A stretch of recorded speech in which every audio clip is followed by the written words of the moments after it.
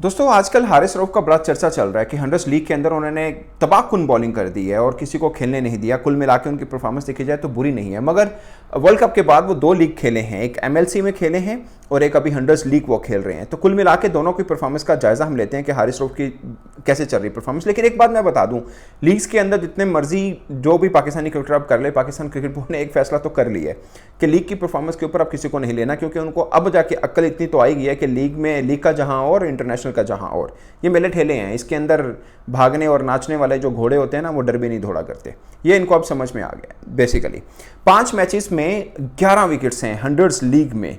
कुल मिला के उन्होंने 87 बॉल्स पर 88 रन खाए हैं और 11 विकेट्स ली हैं। इन 11 विकेट्स के अंदर एंड्रे रसल की विकेट भी है, पोलार्ड की विकेट भी है, बेन स्टोक की विकेट भी है, इमाद वसीम की विकेट भी है और इसके अलावा भी रोमन पॉवल की भी विकेट है, एडम हॉस की भी है। कुल मिला के 11 विकेट्स हैं। डैन लॉरेंस की भी बनती है, रवि बुपारा जो मैं कल काफ़ी देर से रिटायर्ड हैं, उनकी विकेट भी उन्होंने ली है।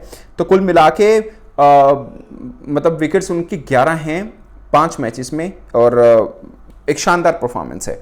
मगर यही हारिस रऊफ की परफॉर्मेंस हम अगर इनके लास्ट 10 मैच देखें, 5 मैचेस के अंदर उनकी 11 विकेट्स हैं, लेकिन लास्ट अगर उनके हम 10 मैचेस लें तो 12 विकेट्स बनती हैं।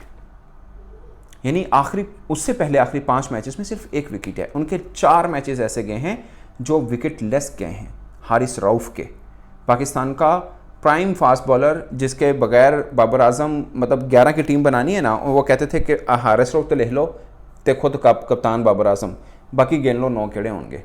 उसमें हारिस रऊफ की बात कर रहा हूँ। यानी जो मर्जी हो वो तो खेलना ही खेलना है ना। बाकी नसीम शाह को ड्रॉप किया था हमने, हारिस रऊफ को नहीं किया था। इस मतलब उनकी इंपॉर्टेंस का अंदाज़ा आप इस बात से लगा लें। मैं ये नहीं कह रहा कि नसीम शाह से बड़े बॉलर हैं, बट मैं आपको टीम पाकिस्तान और कप्तान की जो सोच है उनको लेकर वो मैंने आपको बता दी है। ये थे। अब मैं आता हूँ एमएलसी में। उन्होंने 9 मैचेस खेले थे, 9 मैचेस खेले हैं और उनके सिर्फ 4 विकेट्स हैं। कुल मिला के 294 रन खाए उन्होंने, 32.2 ओवर किए टोटल एमएलसी के अंदर और उनकी जो इकॉनमी बनती है 9 की बनती है।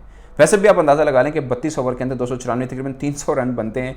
अगर आप वनडे वाला देखें या दूसरी तरह से देखें, या 32 ओवर में 300 रन खा लिए कुल उन्होंने। तो ये था।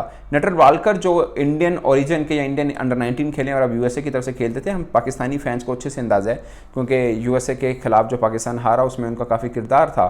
सुपर ओवर उन्होंने किया था। वो एमएलसी के वो टॉप विकेट टेकर रहे हैं। उन्होंने सबसे ज़्यादा विकेट जो हैं उन्होंने हासिल किए हैं 7 मैचेस में 15, उन्हीं जगहों पर, उसी जहाँ पे हारिस रऊफ भी खेले हैं। इन्होंने 9 मैचेस पर 4 विकेट्स ली हैं। तो बहुत नीचे जाके इनका रैंकिंग आता है। एमएलसी के कुल जो विकेट्स टेकिंग बॉलिंग रैंकिंग है वो बहुत नीचे जाके इनका नंबर आता है। मगर हंड्रेड्स लीग में इनकी परफॉर्मेंस काफ़ी बेहतर रही है। कुल मिला के आप कह सकते हैं कि अच्छी रही है। मगर मैं उस तनाज़र में अगर आप देखें कि जिन मैचेस में, मिसाल के तौर पर एक मैच के अंदर जो लास्ट मैच है 17 बॉल पर उन्होंने 20 रन खाए, 3 विकेट्स ली। उसके बाद 20 बॉलों पर 15 रन खाए, 2 विकेट्स ली। फिर 20 बॉल पर 22 रन खाए, फिर 2 विकेट्स ली। फिर 10 बॉलों पर 9 रन खाए, 2 विकेट्स ली। 20 बॉलों पर 24 रन खाए, 2 विकेट्स ली। अपेरेंटली ये सब अच्छी परफॉर्मेंस है और हैं भी, मगर कोई मैन ऑफ द मैच नहीं है। मीन कोई ऐसी परफॉर्मेंस नहीं है कि इन अकेले के इनके स्पेल के से वो टीम मैच जीती हो।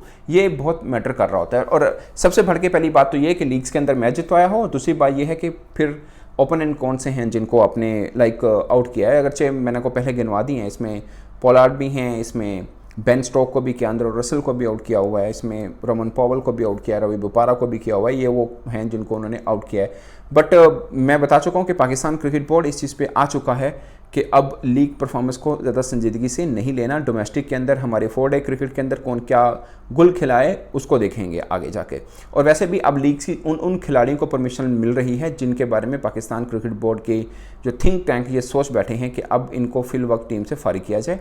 फारिग की मीन के अभी रिसेंट उनको जगह शायद ना मिल पाए। मिसाल के तौर पर शादाब खान हैं, उनको इजाज़त दी कि ठीक है जाओ पाइन खेलो तुसी। नवाज़ को मिली हुई है, इफ्तिखार अहमद को मिली हुई है, हारिस रऊफ को है। अगर नवाज़ को निकाल दीजिए तो बाकी जो क्रिकेटर्स मैंने गिनाए वो पाकिस्तान के वर्ल्ड कप स्क्वाड का हिस्सा थे। अदरवाइज़ बाबर आजम को नहीं दी, रिजवान को नहीं दी, नसीम शाह को नहीं दी, शाहीन अफरीदी को नहीं दी।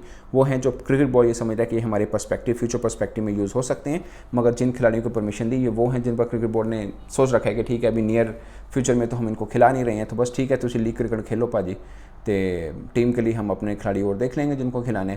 जो कि मुझे लगता है कि टू सम एक्सटेंट थोड़ा वो है इन खिलाड़ियों के लिए, शायद इनको थोड़ा सोचना पड़ेगा खुद भी, और पाकिस्तान के डोमेस्टिक सर्कल में आकर इनको रेड बॉल क्रिकेट खेलनी पड़ेगी।